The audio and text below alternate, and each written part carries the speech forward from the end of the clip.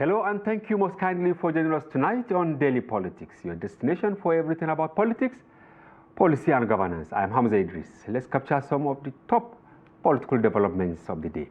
The Speaker of the House of Representatives, Abbas Tajuddin, has reiterated that for local governments to function well, they must operate with a certain degree of autonomy that allows them to respond to the needs of their communities. He stated this in an opening remarks at the National Dialogue on Local Government and Constitution Amendment in Abuja on Monday. He added that the focus was on a critical aspect of the nation's governance structure, the local government system, which he said is often referred to as the closest tier of government to the people. And as the debate rages in the public domain on President Bola Tinubu's proposed tax reforms, a former governorship candidate in Adamawa State, Umar has alleged that there is a religious concern on the bills that demands urgent attention. Ardo alleged that the proposed bills have a clause introducing taxes on inheritance wealth in a way that conflicts with religious teachings. He stressed that Nigeria is a multi-religious country whose laws should accommodate and support religious injunctions and not repeal them. Well, some top political stories there, and now let's unpack our talking points on daily politics tonight. Nigeria's media space has been inundated with criticism and counter-criticisms on the proposed tax reform bill, which has passed second reading on the floor of the Senate. The Northern Governors Forum, traditional rulers, and the National Economic Council, headed by the Vice President, had called for the suspension of the bill, raising concerns over severe economic consequences that may follow if the bill is approved. But beyond all these debates, tonight on Daily Politics, we ask the big question: what should you not do with regards to the proposed tax reform bill? To analyze these issues, here in the studio, we have a legal practitioner, Umar Ibrahim. He's a managing partner at Alim & Tony's here in Abuja. Welcome to the program, Thank Umar. you, Mr. Hamza. And we have joined us virtually from Bauchi, the former Attorney General and Commissioner for Justice in the state, Barrister Mukhtar Abubakar Usman. Barrister, thank you for joining the program from Bauchi. Hello? Well, the two gentlemen will actually help us put a context to all the back and forth around the tax reform bill. But we'll take a short break, and when we return, the conversation commences. Don't go away. Yes, welcome back. Yes, Barrister Umar, I think I should start with you. Our first tidbit, of course, is on the local government autonomy. It's like a teaser. The speaker today, he said, we must truly give them their rightful place in the scheme of things for us to address most of the problems bedeviling the country. I was thinking we have passed this level going by the passage of the, law giving them autonomy, and then even the Constitution, which was upheld, the provisions there by the Supreme Court. We can't say the whole issue has been resolved, okay, because the law has been passed. There is issue of implementation, and also there are also some impediment has to do with election MPR that conduct election, because when you give local government autonomy, as the judgment of the Supreme Court said, then there has to be also another move forward to maybe allow the INEC to conduct election for the local government. Okay. Because when you give autonomy to the local government, and then you allow the states to conduct the election. Yes. Still, you didn't give them a full autonomy, because still the governors will determine who will be in that office, and they can suspend whoever is there through the instrumentality. And they even decide who gets there.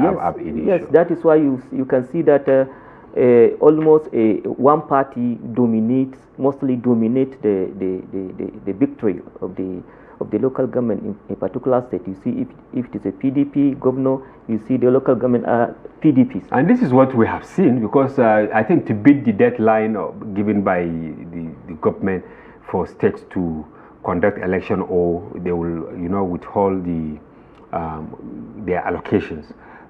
Many states they have conducted. We have very few that are yet to, if there is any. Of course, there are some that are in court. But can we call that election, going by the fact that, as you rightly mentioned, if it is an LP state, I mean, or PDP or APC, whatever, ABGA, they clear everything. Yes. So the issue is the governor always want to control a political structure in the state, and even the economic to some extent. To some extent, because if he didn't control, there is likelihood he will not lead to victory. Yes.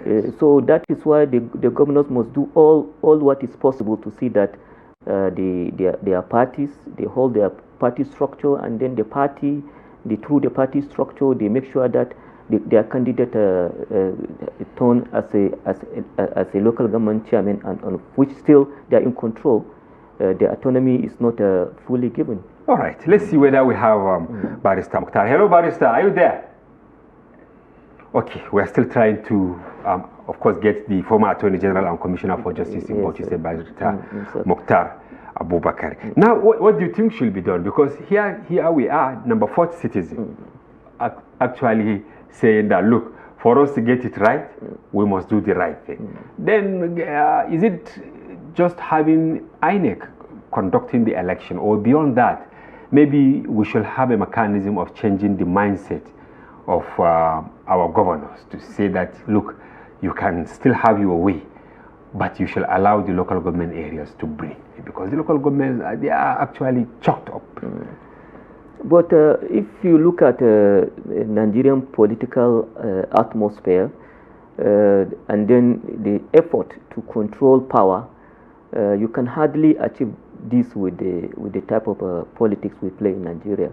The only thing we try to do is to make the institutions that checkmate the system and make the transparent election in the system.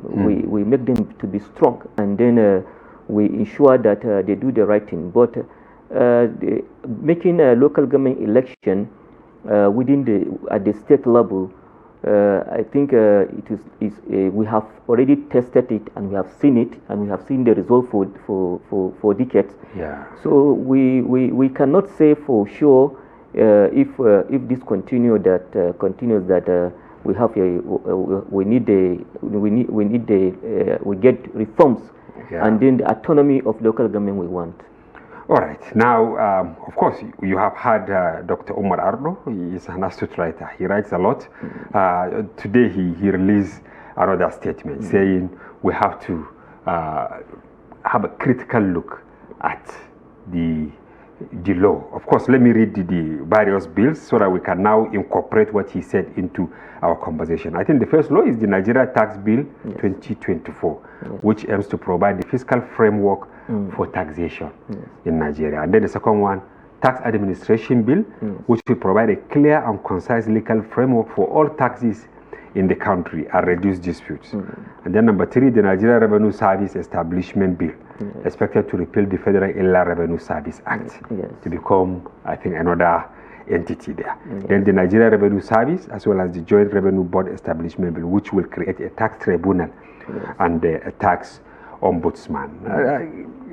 Do you think all putting them together is the right time for the president to unleash them on Nigerians?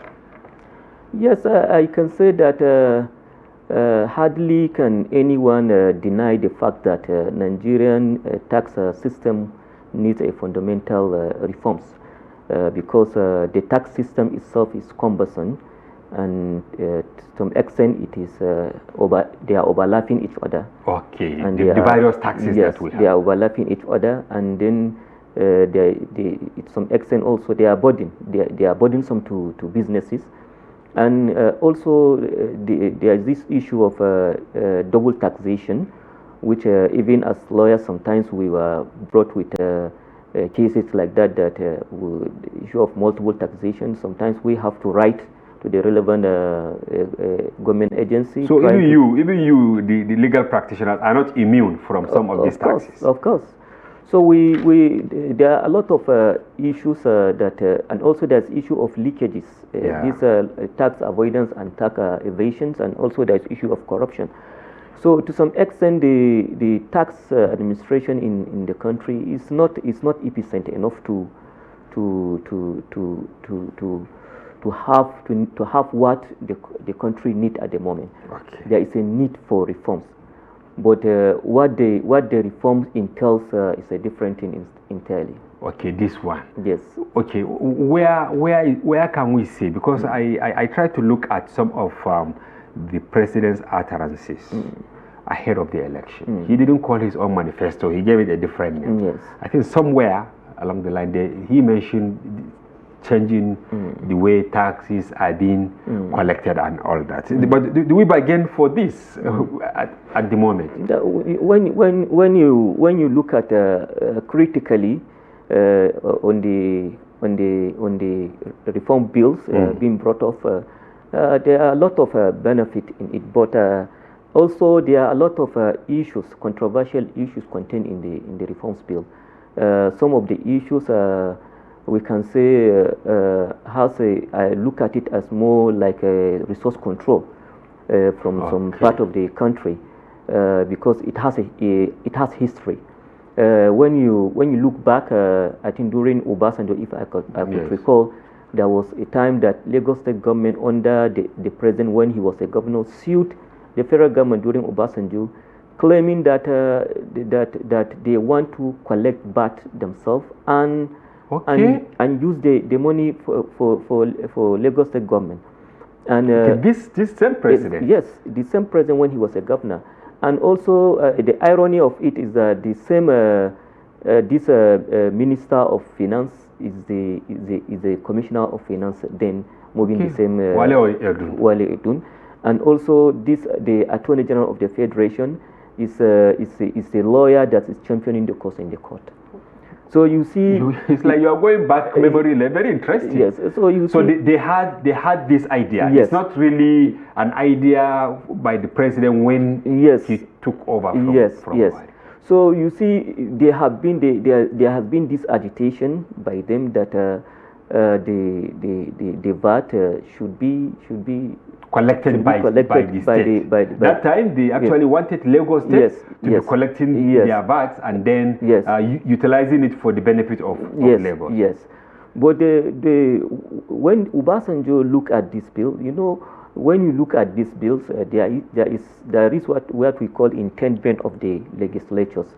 The most controversial aspect of this bill is this issue of VAT. That is value-added tax. When value-added tax simply means sales tax, and these are mainly tax for states. And then when you look at the formula and the model being used to collect the VAT, you can see that the Lagos State government is at advantage as we speak, as it is against other state of the federation. Why is it that? Yeah, because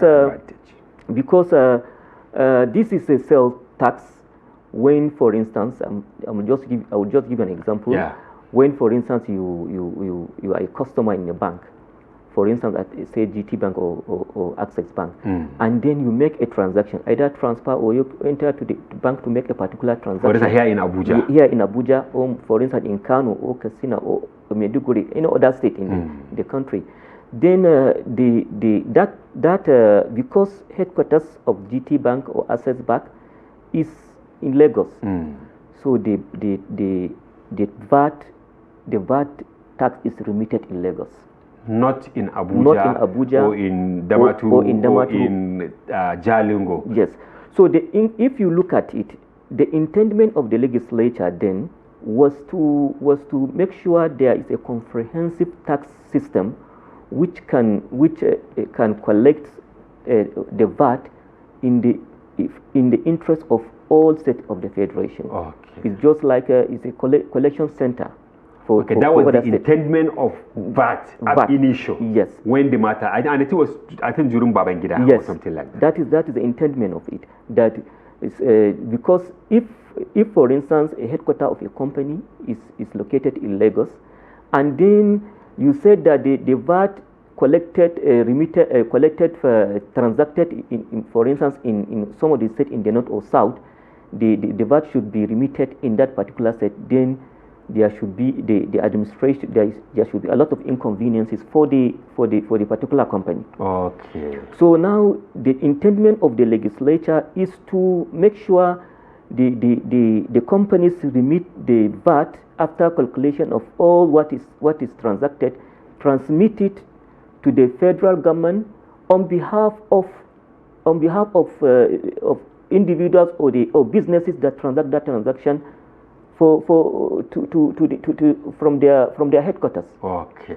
So that is why when you look at it, you will see Lagos generate more taxes. More taxes. And it's not because the activity actually took place. No, not because they have a battable transactions more than. And was that was that what the president and his cohort, yes, I mean, saw during the Obasanjo to say, yes, that okay, look, yes, you better allow us to manage this thing, to collect and manage it. Yes, at our yes, because they saw the money, that is coming in, and they thought, since this money it is remitted in Lagos, why should it be distributed to other regions of the country?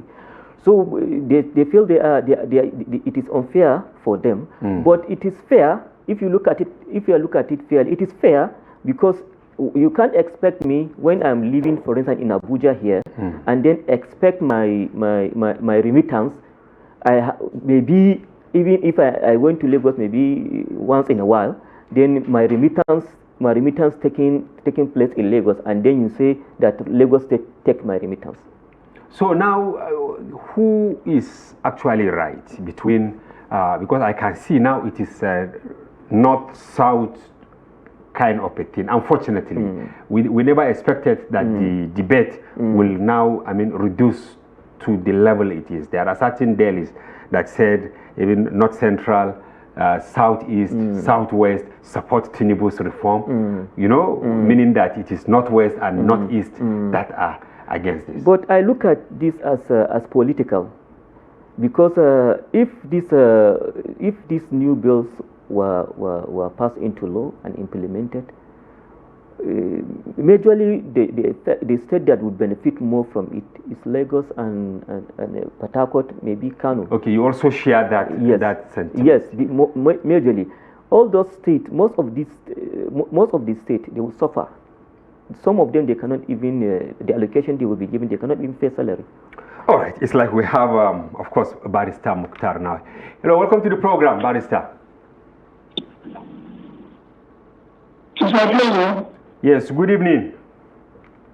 Good evening. And thank you for joining us. Yes, we have at least gone far into the program, but of course, in the introductory part of the program, we introduce you as, of course, a former Attorney General and Commissioner for Justice in Bauchi State, now a legal practitioner. Of course, we want to reduce the conversation, I mean the debate around the tax reform bill, so that ordinary people, especially in this part of the country, will understand. Where do you belong? Do you support the tax reform bills, or you think there are certain areas that will be anti-North or anti-Nigeria in general? Sorry, Mr. Hamza, I really hear you. Oh, you didn't hear me, Barrister? Can you adjust then the volume of your set and then increase the volume of your the equipment, whether laptop or handset that you are using to communicate? Okay. Okay, can you hear me now? Yes, I can hear you. Okay, where do you belong? What is your take on the Tinubu's tax reform bills? Are you in tune with all the provisions in the bills, or you have some reservations? Well, to a certain extent, one has to have reservation on the provisions of the bill presented to the National Assembly for passage, because for one, if you look at it, there has been a lot of opposition against the content of the bills. There has been a lot of controversy over the suspicious motive behind the provisions. My concern now is that looking at most of the areas of concern that people have been talking about, yes, the presidency that sent the bill has not yet come out to clarify issues, meaning that the suspicion people have over the motive behind the bill could be true. But for me, having looked at the provisions of the bill, I think certain states or certain people with their attitude towards handling the economy are being challenged. In other words, places that have been unproductive, yes. Yes, we can hear you. Go ahead. Places that have been unproductive for quite a long time, they have refused to take advantage of their endowed resources such as population, land mass, mineral resources, agricultural potentials. This time around, these bills that have been presented to the National Assembly are big challenges because some people having looked at the bills are of the view that the bills have come to stage a reform in favor of Nigerian economy, particularly when you look at the section that talks about that section 22 of the Nigerian tax bill that says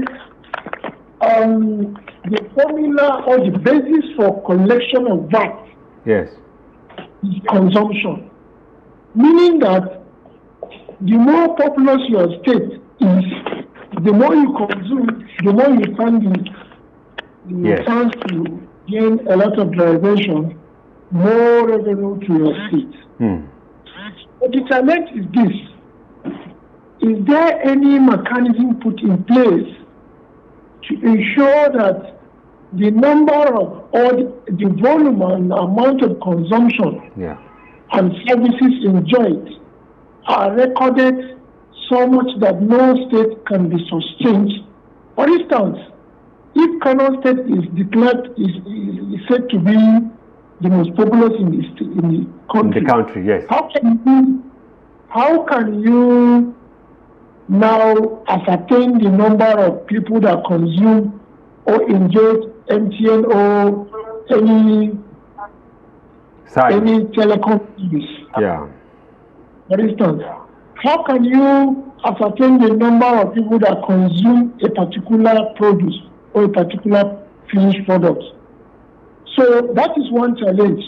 And it is for the presidency and the National Assembly to have a synergy to come out with a comprehensive and very express provision of the law that will not create ambiguity and controversy, to make sure that, yes, when they say a consumption is the basis of generating VAT, let it be so clear in the legislation so that there will be no any controversy, there will be no any need of litigation, there will be no any need of any rancor. That is one.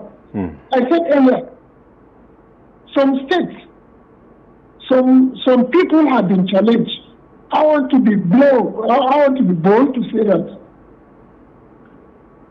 states like the so-called core notes that have everything in abundance, every potentiality in abundance, are now being challenged to now look inwards and think out of the box. Yes. To see how to leverage on what God has endowed them with, such as agricultural potentials. Minerals deposits that we have in abundance in the north. How do we take advantage of those endowments? Yeah. So that when tax reform is being staged by the federal government, we stand to get advantage from it, That is a challenge. So finally, my take finally is this. Okay. Let there be equitable distribution of the VAT. For now, the issue of consumption should be suspended. Consumption or location of the head offices of the manufacturing companies should all be suspended. All right. Let us adopt a formula that will ensure equitable distribution on the basis of population, land mass, and other peculiarities of the federating units, such as the state and the local government. All right. Thank you very much, Barrister. I will still come back to you. Yes, I will still come back to you. We have attained anything. Yes, but I want to have the floor for the barrister here in the studio to also maybe buttress or shed more light on some of the issues you mentioned. You had Barrister Mukhtar there, yes, saying, of course, it is the ambiguity in the provisions of the laws that is actually bringing out all the political aspects. Ordinarily, this should have been an economic issue which should have brought together all the contending parties to now agree on the way forward. But it's like, as you rightly said, they have politicized it. There is this report that, of course, the House of Reps, they have suspended the debate, which I think is in line with some of the expectations of Barrister Mukhtar, so that maybe they have, gone behind the walls to now think of how to approach it. But you can see the fire is in the Senate. Yeah. Now, 48 House of Reps from the North, 24 of them from, 48, 73 in all. 48 from the Northeast, 24 from Kano alone. And then we also have Tambuwal and all that, in addition to Senator Ndume, they are all against this. And then, yes, we also have people like Governor Zulum has gone out clearly to reject this thing. Do you think the president does not have people who will now tell him to reckon with voice of reason, to say, look, if traditional rulers, if the whole of the governors from the north say, look, don't rush, that he should actually give this a second thought? Yeah. Yes, as we have been pointed, that the bill has a lot of controversial issues, and then when you have bill of this nature that has to do with national interest, then there has to be a consensus, national consensus on the bill. Just if you can just take example of a Petroleum Act bill that passed through National Assembly, there has been so many discussion behind the scene and resolution. It's been there for over 20 years. Yes. So many issues are being resolved, and then consensus is reached on a particular issue. And also now they are chewing some aspects of the petroleum industry. Yes. So this has to do with national interest. Everybody has interest in it. And if this thing can be done by the president himself and his maybe chicken cabinet, then that means they want to take the other aspect of the country to ransom. It is like maybe self-serving also. Yes. Because I was really interested in the background you put. When he was governor between 1999 and 2007. Yes. The Minister of Finance, you say, was there as the Commissioner of Finance. The Attorney General was also the lawyer handling the case. Yes. So it is good for the president to look at it that no matter what I think about the bill, no matter what I want to achieve with the bill, there must be a consensus, because 36 states of the Federation have interests, because this has to do with their economic survival. So the president has to look at it, maybe invite the governors, what is their input, invite all the necessary stakeholders, what are their input, agree on a model and a formula of sharing, so that nobody will go out complaining. But if you look at it critically, Barrister, it's like he has shot doors for that, because when the National Economic Council said that, okay, give it as a compound, they said the response we got from the villa was that he directed them to the National Assembly, that they should go for public hearing, which is really an unprecedented statement. Yes, you know, that is why we said altogether, when you look at it, it has a history. It's something that they want to achieve some decade back, and then now they think they get the opportunity. They have all the what they text for the government. But I doubt if this can be achieved the way they think of it, because But you know, government is very powerful. President, the almighty president, especially in Nigeria. It is, but no matter what, the National Assembly has the power to make the laws for Nigerians by the Constitution, and he's not the one to make the laws. It's the National Assembly. So if the National Assembly refuses to make the law, then he has no option. He has no option. All right, Barrister Mukhtar, over to you now.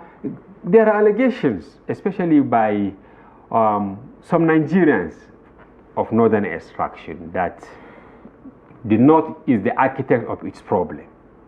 Do you agree with this? Because assuming all the factories in the North are really functioning, and the governors are also using the resources at their disposal between 1999 and now, we wouldn't have been where we are now. Do you agree with this? And what can they do? Is it on the local government issue? No. About the tax, because it's all about, if you are talking about even the consumption, assuming we have the industries are functioning here, meaning you have headquarters of, let's say, the company doing Samobita, the company, you have the rice, rice industries in Kano really functioning, processing it very well, the meat industry in Bauchi, you know it, assuming it is functioning, and the meat will be processed before being taken to the south. Governors wouldn't have been complaining by now. Do you agree with this assertion? I absolutely agree with you. Okay. Let me tell you, Mr. Hamza. Yes. If all the federating units, the subnationals, like the states, can explore the vast, resources they have in their respective states, I don't think if there would be any need for any state government at the end of every month go to Abuja, cap in hand looking for grants. If you take agriculture alone, it's enough for all the states in Nigeria to rely on their resources and to be financially independent. Time will not allow us to explain fully how agricultural sector can be our major state of agriculture. But I'll give you a practical example of the population we have in this country. All right. If you take the population of 220 million people as estimated today, everyone every day must eat to survive. Yes. And whatever you eat is a produce of agriculture. And this is a daily affair, non-stop. So you can imagine the revenue that is generated through agriculture. But do we take agriculture as a source of public revenue? We don't. Do we even take steps as government to ensure that agriculture is given priority attention, is given all that it requires, budgetary allocation that it requires to develop agricultural sector, so that it will not become a business rather than a culture? When it becomes a business, then government will expect revenue from it. Every peasant farmer will be expected to give a return of what he is given as incentive by way of revenue. He will be willing to pay tax when he enjoys incentives from government. If government are serious and they design perfect agricultural development system for the country, more especially when you come to the north where agriculture is our mainstay, state governors must adopt common policy in many sectors, particularly agriculture, if we really need to develop in the north. All right. Common policy. The policy in every state must be the same, so that whatever applies to Taraba applies to Kebbi State, applies to Borno and Niger and Benue.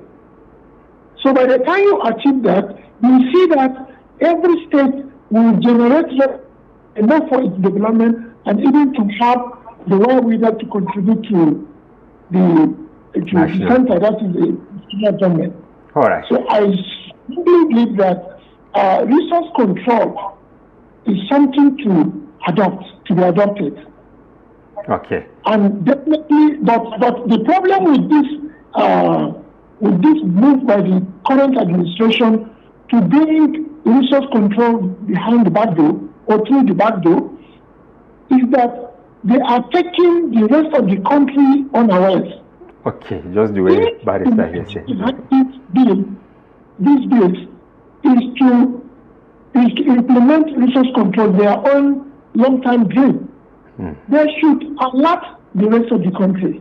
They should give adequate notice for people to now be prepared to have a shift, to have a departure from the socio-economic system we are used to for decades, so that people could now be ready and have a smooth sail and safe landing toward the new regime of our economic system, whereby every state will depend on its own resources and contribute to the center.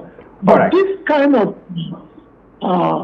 introducing a new regime in one fell swoop is unacceptable and it is not justifiable. All right, thank you. I'll still come to you. The more you look at the bills, the more it's like a cancer wall. Yeah. Yes, there is this response from the Villa this evening. And the headline is, no part of tax reform bills recommends scrapping of TED Fund, Naseni, and NITNA. No provision will impoverish the North. This statement came from Mr. Bayo Onanaga, because it's like the bill has generated a lot of it. So people are excavating, trying to pierce every aspect of it to this thing. But when I read it, I realized that even the support going to TED Fund, which is actually the lifeline for public universities, Naseni, they are into research and all that, and then NIDA, that they will phase out the direct support, funding, going to them is around 2030 or thereabout. Some people raised this alarm, and then the presidency responded. Are you with Barrister Mukhtar also, that the region should be allowed to actually recover from the shock and then get ready for the new norm? Yeah, you see, basically the leaders in the northern region for decades didn't do the right thing right from inception. When leaders supposed to have a vision and supposed to have a blueprint for their states, but that is not their vision, because of issue of corruption, on issue of leaders that are not qualified to lead take people, over power. And when you look at it as a whole, now we found ourselves in a position where the North are facing a myriad of challenges because our leaders didn't do the right thing, and they didn't have a vision. Because like the Sardauna. Yes. Yeah, for instance, if you take how in the past, how the federal government money is used to build Lagos and its infrastructure in the name of nationality, their power stations, all what it takes to build an economy. The federal government has done that for Lagos. Then now they think that now it is not about national interest. This not should be a regional or state interest. So you see how the North didn't think for themselves.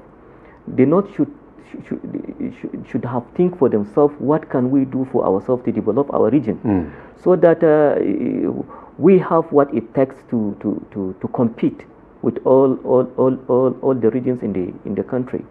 But as it is now, as Barrister Mukhtar is pointing, the issue of agriculture, if they not can rely on the agriculture. Now, even now, part of the reforms of this tax reform bill is the issue of exemption of tax on farm produce. Even when you try to develop yourself in terms of agriculture, yeah. It's not part of the bill is not favoring that. It's not favoring but that. It's just favoring maybe you produce, then you now take it to the south. By that it is processed. When it comes back to you, you now pay. Yes. So when you look at it, when you take it, it's not a vegetable thing. And then when you take it to the south, because they have the companies, they have the infrastructure, they have electricity to process it. It is battable. So you see, you produce it, but you will not benefit from it. So it's part of the challenge of these reforms, of which some are saying that it's part of the plot, maybe to cripple the not economy, so that they cannot get back from the agricultural produce, of which it is a major business transaction in the north, when you look at it from. All right. Yes. Barrister Mukhtar, and what is your take on the call for the northern establishment, talking about the politicians, traditional rulers, and their religious leaders, to also convoke an emergency meeting and discuss this, so that they can come up with one voice and then confront the center? Do you think they will have the muscle to come out together and resolve this matter?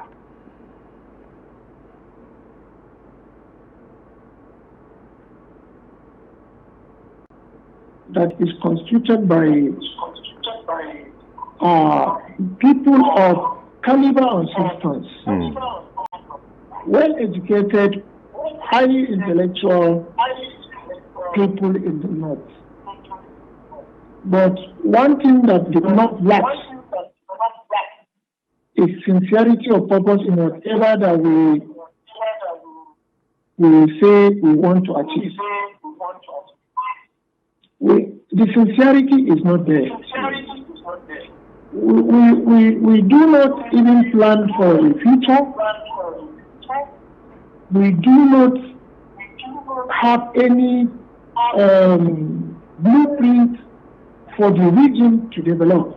Yeah. On any issue that crops up in this country, we are taking on ours. But I think with the hardship that we are undergoing currently, I think everybody will now be serious to see that the North has come together in unison to adopt a common ground and common position on how the country should be run in terms of economy, in terms of social well-being of the people. So it's a big challenge.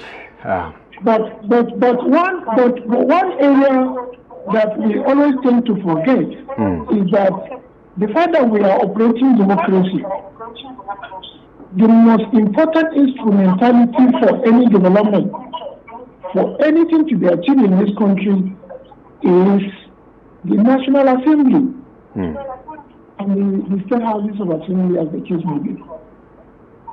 All right.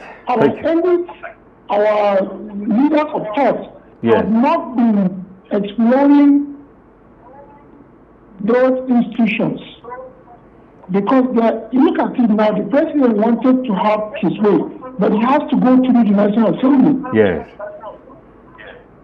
Now, another challenge is that can the legislators from the north that are at the National Assembly have the courage to look at the federal government and challenge it over those areas that the north is feeling being shortchanged?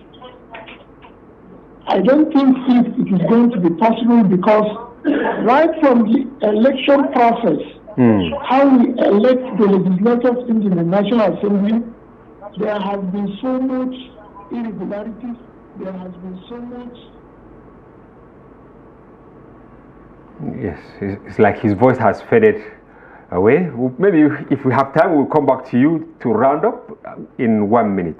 Now, quickly, I want us to go back to the other aspect, because I have mentioned Naseni, Nitda, and Tetford, but the other issue was raised by Dr. Umar, where he said one of the laws there said if somebody dies and what he left behind, what should be shared by his, children, wives, and about 25 people as mentioned in the Holy Book, that before they share that, they have to give around 24% or something like that to the government. Do you think this one will stand, or there will be fireworks around it also?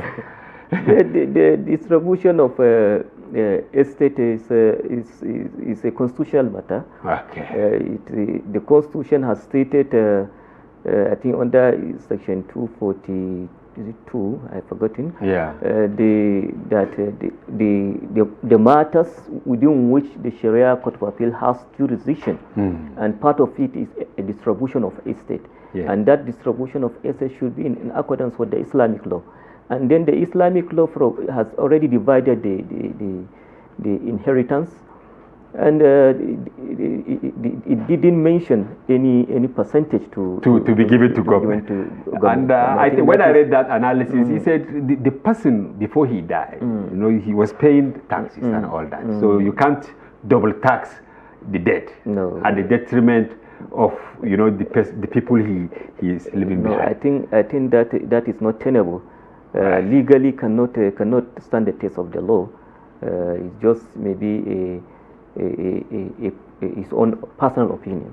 All right. I wish we have more time. You can see a lot of issues that we are digging out to really chew them and see the way forward. But we have to have you some other time, Barrister Umar Ibrahim, managing partner at Alim Attorneys, to come to the program and share your thoughts. Thank you, Mr. Hamza, for and of course, I'm very sorry, Barrister Mukhtar Abubakar Usman, former Attorney General Bauchi State. We won't have the opportunity to give you the 1 minute I earlier promised to wrap up, but we thank you for being part of the program, and we hope to have you some other time. And viewers, that's a wrap on today's package. We hope you found the conversation engaging and informative, and be sure to join Daily Politics, airing every weekday, and our special package on Friday, during which we open the telephone line for you to comment on national issues. For now, thank you for being with us. Bye-bye. I'm Hamza Idris.